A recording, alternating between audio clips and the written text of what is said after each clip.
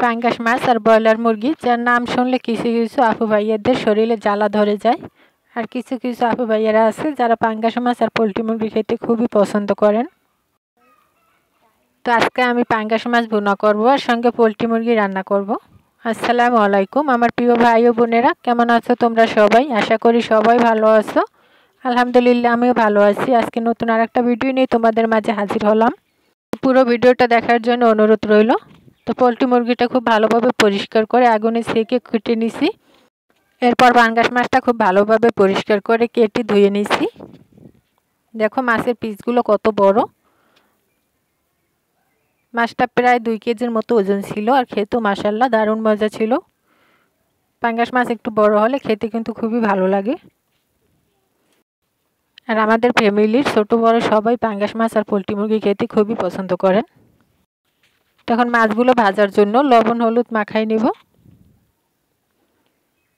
তো লবণ হলুদ মাখানো হয়ে গেছে। আর অন্যদিকে আপু মুরগির মাংসটা কেটে দিচ্ছে।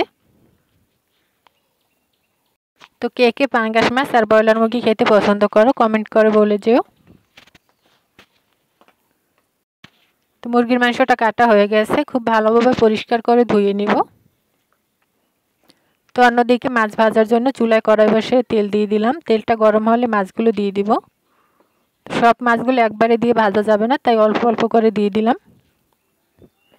দেখো মাছের পিসগুলো দেখলে পরাণ জুড়ে যায়। আর এরকম বড় বড় পাঙ্গাস মাছের পিস খেতে কিন্তু খুবই ভালো লাগে। তো এখানে আমি অর্ধেকটা মাছ দিয়ে দিয়েছি। উল্টে পাল্টে খুব ভালোভাবে ভেজে নিব, একটু লাল লাল করে ভেজে নিব।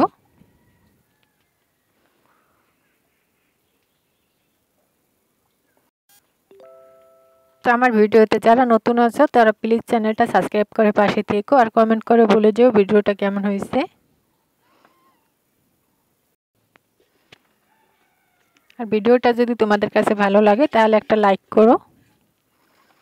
তো সব মাছগুলো উল্টে দিলাম। দেখো মাছগুলো একদম লাল লাল করে ভেজে নিয়েছি। তো মাছগুলো এখন কড়াই থেকে নামাই নেব। তো মাছগুলো নামাই নিয়েছি, এখন বাকি মাছগুলো দিয়েও খুব ভালোভাবে ভেজে নিব।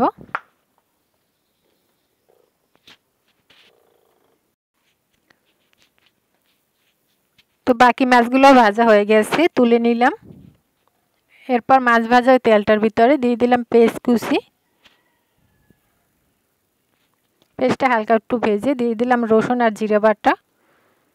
এবার সামান্য একটু পানি দিয়ে দিলাম যাতে মশলাটা লেগে না যায়। এরপর দিয়ে দিলাম হলুদ মরিচের গুঁড়ো আর লবণ দিয়ে খুব ভালোভাবে মশলাটা কষাই নিব।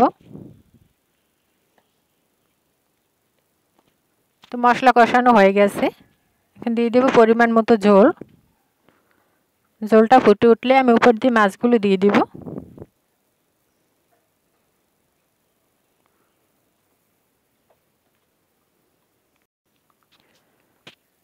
আমরা ভাই গ্রামের মানুষ, আমরা সব সময় শর্টকাটভাবে রান্না করার চেষ্টা করি আর আমাদের এই শর্টকাট রান্নায় খেতে দারুণ মজা হয়। তো একে একে আমি সব মাছগুলো দিয়ে দিব। তো মাছগুলো দেওয়া হয়ে গেছে, কিছুক্ষণ জাল করে নামাই নিব।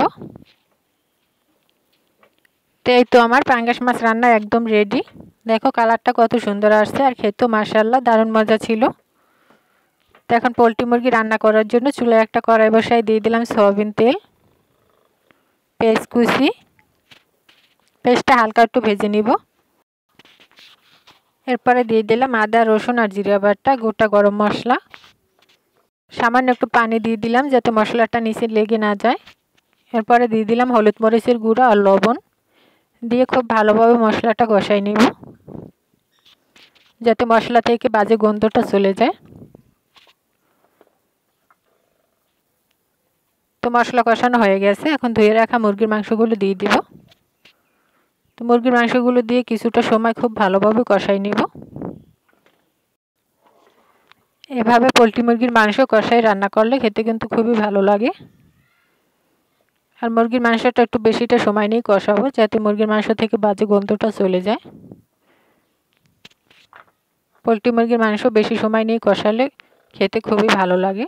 তো মুরগির মাংস কষানো হয়ে গেছে, এখন দিয়ে দিলাম পরিমাণ মতো ঝোল। তো ঝোল দিয়ে প্রায় 15 থেকে 20 মিনিটের মতো আমি জাল করে নিব। তো অবশেষে আমার মুরগির মাংস রান্না কিন্তু হয়ে গেছে। দেখো কালারটা কত সুন্দর, আর খেতেও মাশাআল্লাহ দারুণ মজা ছিল। তো আজকের ভিডিও এখানেই শেষ করছি। তোমাদের সাথে পরবর্তী ভিডিওতে দেখা হচ্ছে। ততক্ষণ সবাই ভালো থেকো, সুস্থ থেকো। খোদা হাফেজ।